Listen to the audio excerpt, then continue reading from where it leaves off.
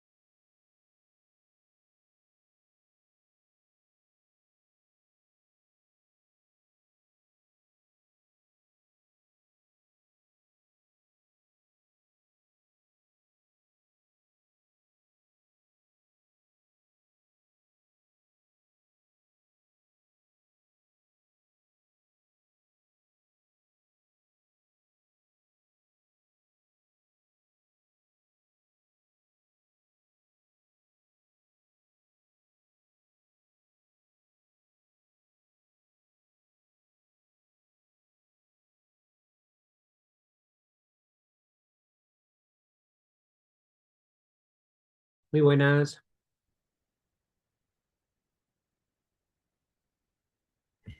Hola, Hola, ¿qué tal? ¿Cómo vais? bien, aquí esperándolo. Estás en el espacio. Sí, ya me voy. Bueno, ¿cómo vais? ¿Qué tal la semana? Bueno, por aquí yo soy dominicana y estamos como en el mundial de fútbol para ustedes, pero para Mm, nosotros de béisbol. Este cerebro está bueno, súper feliz porque mi país está ganando. vale. Enhorabuena. Gracias. Bueno, por aquí la semana corrió como siempre. Ya es Mm, sábado. Increíble, Sí, ¿eh? entre trabajo y casa, casa-trabajo, llega sábado.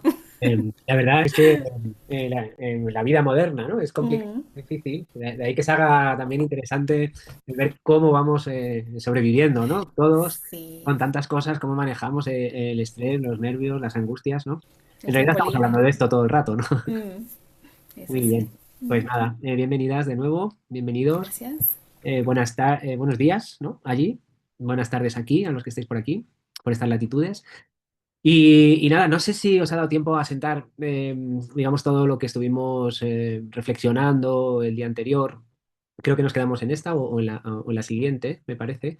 Pero bueno, esta me sirve un poco para hacer un poco resumen, ¿no? Como en Netflix, ¿no? Anteriormente, en otros episodios, estuvimos viendo, bueno, pues esto que llamamos dinámicas vinculares, bueno, que es un título puesto así que realmente define muy bien lo que estamos hablando, porque no solo estamos hablando de apego, ¿no? No sé si os habéis dado cuenta que al final el apego es muy importante, pero bueno, comenzamos hablando un poco de la complejidad, del desarrollo psíquico, de todas estas capas, ¿no? Que se van sobreponiendo, que nos influyen en nuestro desarrollo, como son, ¿no? Pues, nuestra genética, nuestros contextos de apego, las vivencias adversas, traumáticas que se van acumulando, dependiendo un poco si tenemos unos contextos seguros o no, nuestra adolescencia y todo eso al final determina, ¿no? Una estructura que nos hace más o menos vulnerables o nos hace más o menos resilientes pues a lo cotidiano, al día a día, ¿vale? Y que si somos muy vulnerables, al final vamos a ir generando sintomatología, ¿vale? Bueno, vimos aspectos del desarrollo neurobiológico, sobre todo en lo relacionado con aspectos de regulación emocional. Vimos estos sistemas de regulación emocional desde estructuras verticales, ¿no? De este cerebro de MacLean, reptiliano, emocional, eh, el neocortes. Y luego vimos, bueno, pues cómo todas estas experiencias van afectando de alguna manera la configuración de estos sistemas de regulación y cómo pues, determinados contextos al final determinan o digamos que vician, no sé cómo llamarlo, las formas en las que nuestro neurodesarrollo se va configurando, ¿no? Entonces estuvimos hablando de procesos atencionales, acordaos, ¿no? Perceptivos, representacionales, bueno, y estábamos por ahí, ¿no? Y entonces esto era un poco el resumen de todo esto que habíamos hablado, ¿no? Que al final si tenemos la suerte de crecer en contextos más o menos seguros, vamos a tener sistemas, no sé cómo llamarlos, ¿no? Neurales, ¿no? Que nos permiten integrar lo que está pasando, que nos permiten tener mejor función reflexiva. Es un sistema disponible para sentir, para pensar, para aprender. Y por contra, si venimos de contextos más adversos, más inseguros, más desorganizados, digamos que nuestro desarrollo neuropsicológico pues bueno, pues va a estar siempre condicionado porque nuestro cuerpo y nuestra mente siempre está a la defensiva, ¿no? En modo sobrevivencia, ya sea hiperactivado o hipoactivado, ¿no?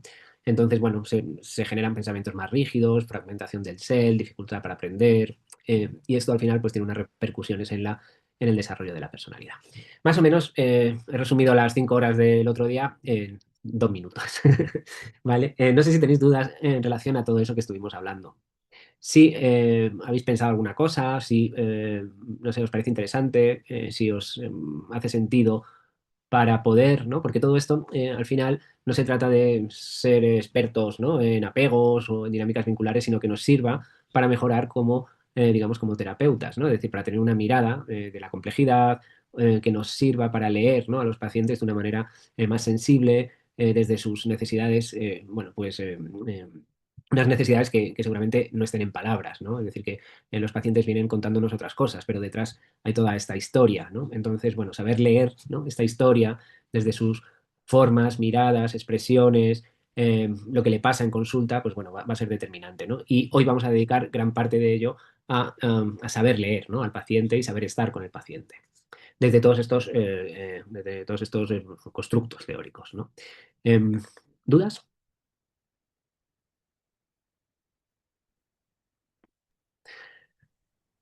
Vale, pues todo esto que es bastante reciente, todo lo que os conté el otro día, ya lo decía Bowlby, ¿vale? Bowlby tiene un concepto que no sé si lo habéis oído alguna vez, que él hablaba de modelos operativos internos. En realidad no es lo mismo la regulación del afecto que los modelos operativos internos, pero de alguna manera Bowlby nos hablaba de una forma parecida de qué nos pasaba internamente, ¿no? Entonces, bueno, podemos decir que la regulación del afecto describe qué hace o intenta una persona para regularse y los modelos operativos explicarían por qué esas estrategias tienen sentido de alguna forma, ¿no? Entonces, al final es como la historia relacional moldea mis predicciones, mis expectativas, porque se van generando esquemas de mí mismo, esquemas de los otros, expectativas, ¿vale? Y al final siempre voy a tener como respuestas seguras o defensivas en relación a los otros. Eh, eh, Bowlby no describía, ¿no? Mecanismos neurobiológicos porque en su época no había estos estudios, ¿vale? Lo que hacemos, o lo que hice el día anterior, es integrar, ¿no? Toda la propuesta bowlbiana de modelos operativos internos con evidencias sobre regulación del afecto, neurodesarrollo, mentalización y cuadra bastante bien. Es decir, que lo que se está haciendo ahora realmente es evidenciar de alguna manera lo que ya dijo Bowlby en su día con un correlato neurobiológico y científico, ¿vale? Que lo hace pues, más evidente, ¿no? Que esto es así. Básicamente, Bowlby decía que los modelos operativos internos se van formando por estas experiencias de vida y se van generando una especie de representaciones implícitas, ¿vale? De cómo me veo, mm, cómo veo a los otros y cómo espero que se relacionen, ¿vale? Entonces, al final hablaba de cognición también, ¿no? Hablaba de representaciones implícitas, de mapas cognitivos, de guiones, no sé, como lo queramos llamar, ¿vale? El caso es que esas experiencias de vida acumulada que voy teniendo, al final generan una forma de estar, sentir, pensar, ¿no? ¿Cómo se forman estos modelos operativos internos? Bueno, con acumulación de experiencias repetidas. Es decir, mi padre siempre se comporta de la misma manera conmigo, ¿no? Esto va generando, por un lado, una visión de uno mismo, ¿vale? De lo que llaman el self, ¿no? Que habla de lo que valgo, ¿vale? De lo que soy cuidado, de si tengo ansiedad alta o baja cuando se acerca mi figura de apego y de si soy capaz o no, o me siento indefenso ante, digamos, esa relación, ¿vale? Además, hay que sumarle que se va generando, digamos, una visión de los otros, si los otros están disponibles o son indispensables, si son protectores, si son una amenaza, si me tengo que aproximar a ellos, si los tengo que evitar. Bueno, se trata de eso, ¿no? Al final, lo que va generando es una especie de lectura de la mente de los otros, ¿vale? Pero una lectura de la mente de los otros condicionada por mis propias experiencias. ¿Se entiende? En realidad estamos hablando de lo mismo que hablamos el día anterior, ¿vale? Pero digamos desde otra visión, de una visión igual más teórica, ¿no? Entonces, con la visión que tengo de mí mismo y la visión que tengo de los otros, se genera un modelo operativo interno, eh, que genera expectativas y pronósticos relacionales. Todo esto son formas automáticas de estar, ¿vale? Es decir, no forman parte de la conciencia. Esto es lo más importante, ¿vale? Se generan como hábitos de relación, como hábitos repetidos en mi historia de desarrollo, día tras día, con mis figuras principalmente de apego. Entonces, si yo genero, por ejemplo, ¿no? Una visión de mí mismo como que no valgo frente a mi papá, me siento poco cuidado, tengo una gran ansiedad y mi sentido de eficacia está deficitario. Y por otro lado, entiendo que mi papá no está disponible, que a veces es protector o a veces es amenaza, que tiendo a evitarle, ¿vale? Igual, digamos, la lectura que tengo de él es de que no me sostiene o no me cuida, ¿vale? Esto se queda de alguna manera como modelo que opera en mi interior. Y cuando, por ejemplo, soy adulto y yo no he trabajado este tipo de modelos operativos internos automáticos, van a salir como un resorte en las relaciones que tengo con otros, con iguales, ¿vale? Con parejas, etcétera, etcétera. En realidad estamos hablando de apego otra vez, ¿vale? Y los voy a usar como estrategias, es decir, al final, eh, la persona cuando se acerca a alguien que me recuerda o que hace las funciones de mi padre, por ejemplo, pues funciona de la misma manera. Porque así lo aprendí, así se quedó instaurado, ¿vale?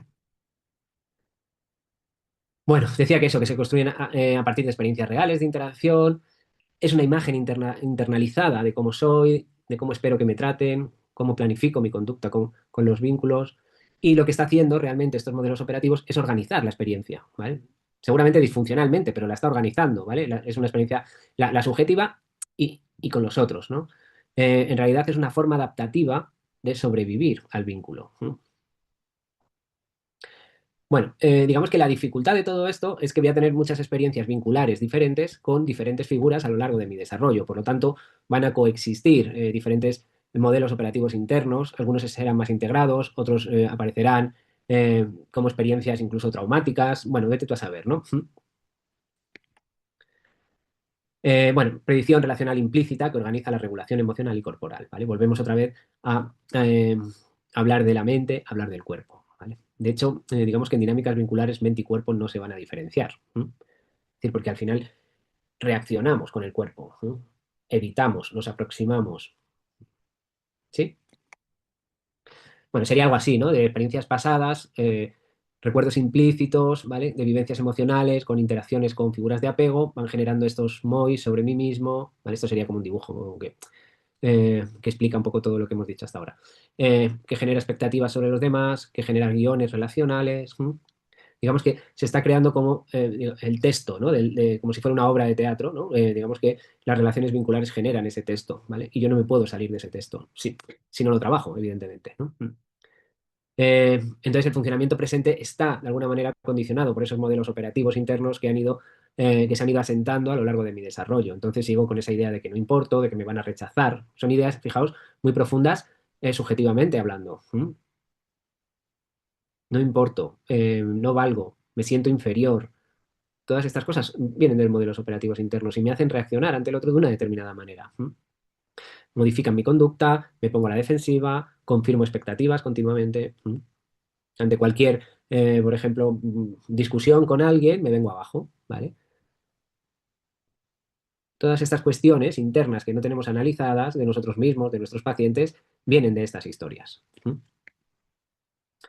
¿Os acordáis de María, ¿no? Que nos está acompañando, que es una paciente que le vamos metiendo cada vez más conceptos?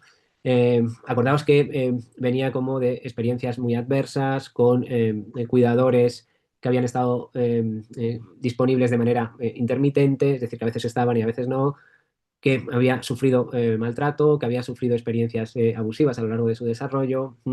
Pues bueno, María tiene una vivencia de sí misma como defectuosa, excesiva, difícil de querer, ¿no? Podemos decir que tiene una autoimagen fragmentada, poco integrada. ¿Cómo vive al otro? Como imprevisible siempre, ¿vale? Porque así eran sus modelos. Potencialmente dañino, ¿vale? Necesario, pero peligroso. Fijaos que, y valga la redundancia, qué peligroso es esta frase, ¿no? El otro es necesario, pero peligroso. Adherirse a alguien necesario, pero peligroso. Esto es un poco la dinámica de la que viene. Si me acerco demasiado, me pierdo. Este sería un poco el resumen de su modelo operativo interno. Y si me alejo, desaparezco. ¿Vale? O sea, esto no es consciente, ¿vale? Obviamente. Estas son vivencias subjetivas que tiene ella. ¿Sí? Bueno, entonces voy a ir como aunando conceptos, ¿vale? Para que vayamos pudiendo integrar todo lo que vamos hablando.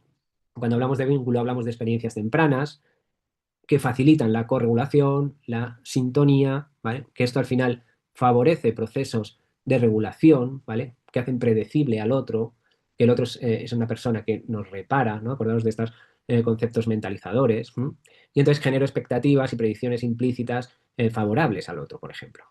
Por lo tanto, siempre me desarrollo en zonas de regulación. No me tengo que hiperactivar, no me tengo que hipoactivar, más allá de algunos acontecimientos. Es decir, que un bebé va a estar desregulado, ¿vale? Pero la tendencia es a que poco a poco se vaya regulando y vaya adquiriendo estrategias de autorregulación. Y todo esto, de alguna forma, está operando en nuestro desarrollo día tras día, relación tras relación, y bueno, y cada vez vamos teniendo más estrategias para darnos cuenta o no de lo que nos está pasando fuera. El concepto de ventana de tolerancia, no sé si lo visteis en Polivagal, ¿verdad? Con Vicky. ¿Os suena? Sí, sí, nos suena, ya lo habíamos visto. Bueno, básicamente es que la ventana de tolerancia nos dice la capacidad que tenemos de sostener aquello que nos está pasando, independientemente de lo que sea, ¿vale? Es decir, estos son conceptos que vienen de lo psicofísico, ¿vale? Pero que presentan muy bien un esquema para entender aspectos de la regulación. Y básicamente, si lo llevamos a la teoría polivagal, la zona de regulación sería estar en ventrovagal, la de hiperactivación sería estar en un sistema simpático defensivo y la hipoactivación sería estar en dorso vagal en colapso, ¿no? O en tono energético bajo, es decir, me desregulo como colapsando. Entonces, todas las dinámicas vinculares, modelos operativos, aspectos de la regulación van a tener una lectura clara en cómo yo me regulo conmigo mismo y con el otro. Si lo llevamos a, digamos, a estilos más o menos clásicos de la teoría del apego, digamos que el ansioso preocupado tiene debilidad por la parte de arriba, es decir, que siempre se desregula desde activaciones simpáticas en modo lucha o huida, ¿vale? Por lo tanto, sus respuestas siempre van a ser hiperactivadas, de ansiedad, de dependencia relacional, ¿vale? ¿Se entiende? ¿Mm? El evasivo o el evitativo, el que viene de contextos en donde sus modelos operativos al final han hecho eh, digamos, que se vayan generando estas respuestas más evasivas, ¿vale? De uno mismo y del otro, digamos que su debilidad es hacia abajo, ¿vale? Digamos que su ventana de tolerancia es estrecha por ahí. Por lo tanto, siempre sus defensas ante lo que le va pasando en el mundo son respuestas parasimpáticas, de desconexión. Tiene sentido. Por lo tanto, lo que le pasa a un evitativo ante situaciones de estrés es que se desactiva emocionalmente. Parece que controla o que pseudo controla, pero realmente están procesos más alexitímicos, emocionales, ¿vale? Más de colapso, de no dar respuesta, de bloqueo.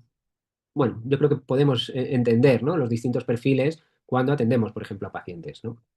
Y un desorganizado siempre va a tener una ventana inestable, ¿vale? Pero que tiende al colapso al final, ¿vale? Se va a desregular hacia arriba, hacia abajo, ¿vale? Pero siempre también con una intensidad muy amplificada de todo lo que le pasa.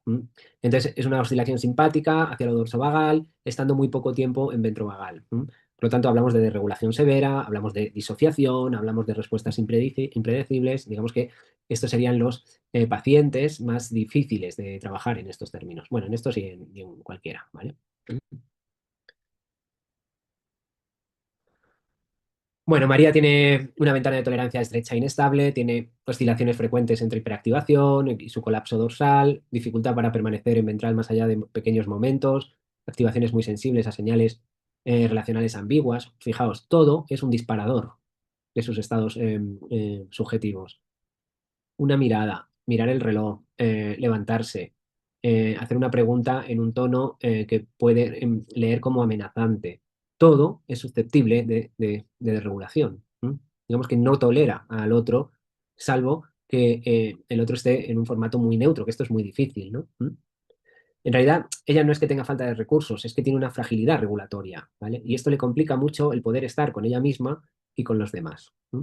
Leer así las sintomatologías a mí me parece como muy constructivo, porque trabajar en esto va a hacer que la persona se dé cuenta muy pronto de qué es lo que le pasa internamente, más allá de etiquetas clínicas. Bueno, y digamos que todas estas experiencias van a ir como, digamos, estrechando nuestra ventana de tolerancia, haciéndonos más sensibles y más si hay un trauma, además, bueno, de vida, ¿no? Porque el trauma lo que hace es contraer esta ventana, aumenta estados de hiperactivación o de colapso, ¿vale? Y se generan, digamos, patrones rígidos de defensa, no puedo regular, ¿vale? Se genera una fragilidad regulatoria. Digamos que el trauma nos hace más frágiles, nos hace menos tolerables a lo que nos pasa en el día a día, ¿no?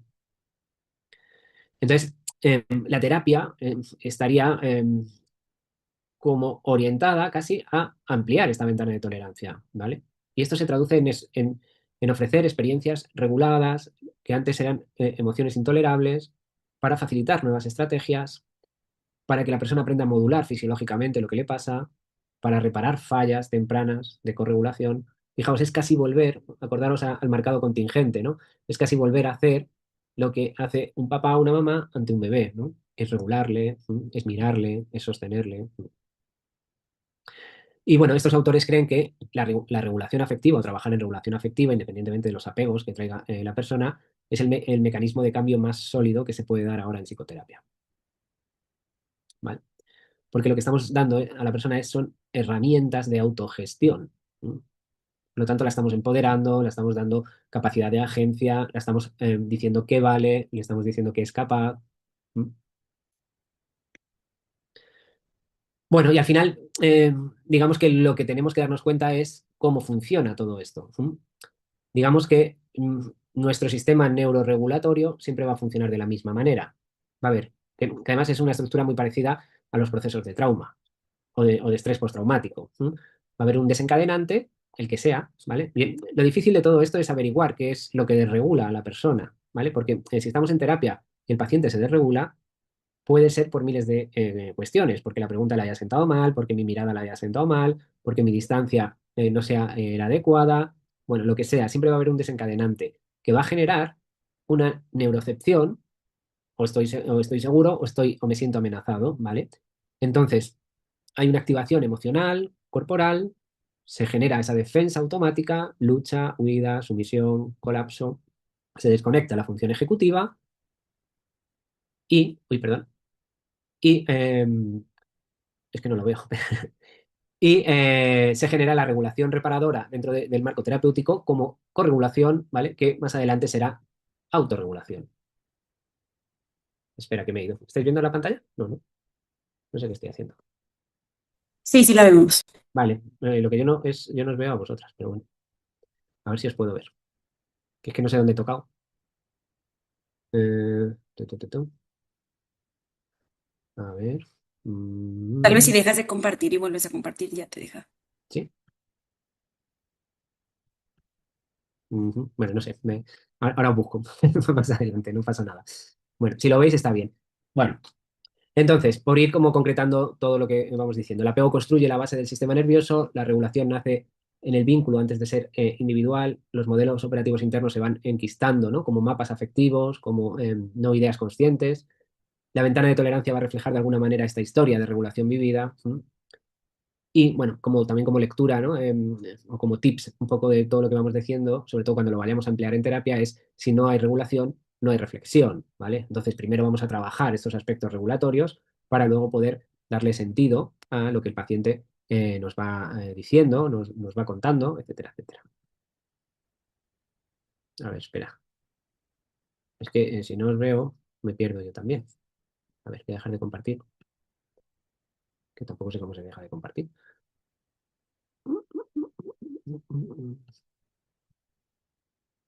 Ah, ahora os veo. Ahora os veo, pero si os pongo, no veo las diapositivas.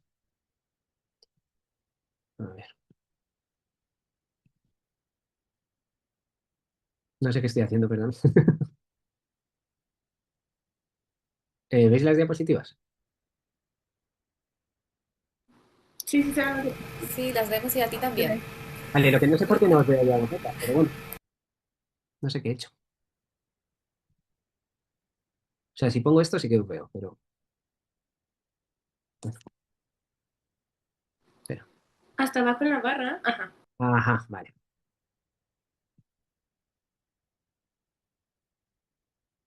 Vale. Aquí. Vale. Ajá, ya os tengo. Es que había cerrado la pantallita de... Vale. Bueno, ¿se va entendiendo esto o es muy complejo?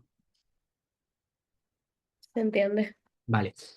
Me vais a permitir que pase muy rápido por este tema, ¿vale? Porque de alguna manera ya son cosas que hemos ido viendo, ¿vale? Y al final se repiten con conceptos. Simplemente era aproximarnos a la parte corporal, ¿vale? Porque, bueno, al final, digamos que todo lo vincular lo que nos dice es que no hay diferenciación entre mente y cuerpo. Es decir, al final, el cuerpo es la expresión de lo que nos pasa. Por lo tanto, es muy interesante ver todos estos procesos, ¿vale? Que también se van generando en relación a cómo vamos viviendo los afectos, las experiencias vinculares y los aspectos traumáticos, ¿no? Entonces, dice, ¿no? Bessel van der Kolk que el trauma se inscribe en el cuerpo cuando el vínculo no puede sostener la experiencia. Eso es algo que ya habíamos visto. Es decir, hay un evento tan impactante que digamos que mi experiencia no lo puede sostener, actúo defensivamente eh, y se integra en mi cuerpo, en mi forma de estar, ¿vale? Entonces dice que es lo que el cuerpo tuvo que aprender para sobrevivir, ¿no? Y antes de poder defenderme a nivel verbal, hubo respuestas corporales que de alguna manera se han quedado como memorias procedimentales, implícitas, y que aparecen como formas, digamos, inesperadas, ¿vale? El trauma actúa de manera inesperada. Entonces se queda, de alguna manera, la huella del trauma en mi sistema nervioso autónomo, como veíamos, ¿no? Todas estas experiencias de desarrollo de mi sistema nervioso autónomo en términos simpático, parasimpático, ventrovagal, ¿vale? Digamos que la experiencia traumática va a redefinir el funcionamiento de mi sistema nervioso, lo va a poner siempre a la defensiva, siempre va a leer mi sistema nervioso que estoy en peligro. Esto es cuerpo, ya. Por lo tanto, mi tono corporal, mi patrón respiratorio cambia. Cuando digo esto, no solo cambia cuando estoy teniendo, digamos, una desregulación, sino básicamente como forma de estar en el mundo. Es decir, vivo el mundo peligrosamente. Por lo tanto, siempre estoy en un tono corporal activado, con un patrón respiratorio también un poco alerta. Cambia mi neurocepción de seguridad y peligro y cambia dos conceptos que son muy importantes en esto. Cambia mi interocepción, es decir, el cómo voy leyendo las señales de mi cuerpo, y cambia mi propiocepción, es decir, cómo está mi cuerpo en el espacio. Em, por lo tanto, fijaos, ¿no? No solo es una cuestión emocional, lo traumático psicológica, es una cuestión orgánica que se redefine en todo mi cuerpo. Mi memoria procedimental, el cómo me acerco, me retiro, me tenso, me protejo, digamos que también están funcionando de una manera continua, ¿no? Las respuestas automáticas de miedo, vergüenza, rabia, memorias de postura, movimiento y movilidad van a estar como muy activas todo el rato. En realidad no recordamos, reactivamos determinadas memorias constantemente. ¿Mm? David Emerson decía: vivir traumatizado es vivir en un cuerpo con el que tienes una relación impredecible. Estamos hablando de trauma ahora, pero también podemos hablar de trauma relacional. Es decir, que al final es un poco lo mismo. Una persona que tiene un trauma relacional temprano, es decir, que ha vivido en contextos muy inseguros o muy desorganizados, tiene un desarrollo de su interocepción muy empobrecido o muy hipersensible. Su posición en el espacio corporalmente es bastante inestable, es decir, suelen ser personas que tienen dificultades de coordinación, que se mueven, ¿no?, con mucha rigidez, que les cuesta hacer muchísimas cosas. Por lo tanto, tienen dificultad para sentir el cuerpo como un lugar seguro. Lo más dramático de todo esto es que las personas no pueden estar consigo mismas.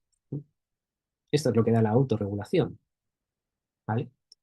Entonces, bueno, o bien me desconecto, ¿vale? Porque no puedo estar conmigo mismo, o bien sobrecontrolo corporalmente lo que me pasa. Y aquí aparecen mucha sintomatología. No sé si podemos pensar, ¿no?, que son sintomatologías sobre el cuerpo que tienen que ver con el sobrecontrol, por ejemplo. Es ¿Te una puedo pregunta. preguntar algo aquí, Ángel? Es que a mí Claro. me está llegando. Te puedo preguntar algo, Ángel. Es que tengo una paciente que está muy metida en que y somatiza todo, pero a modo como muy espiritual. Eh, entonces, me ha costado mucho trabajo separarla, que se aterrice, que se ancle.